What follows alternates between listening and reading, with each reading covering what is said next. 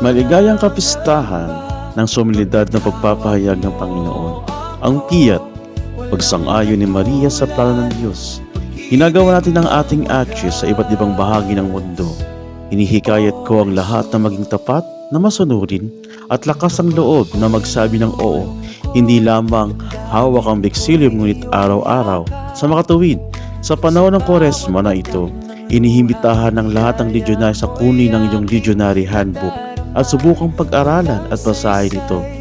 Hayaan ang kapistahan na ito na ipaalala sa iyo at sa akin na bilang legionaries na ang ating serbisyo hindi kailanman maliit.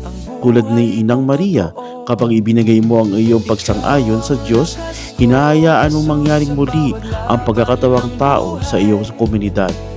Mapagpalang Miyerkules, kapistahan ng solemnidad ng pagpapahayag ng Panginoon sa lahat ng legionaries.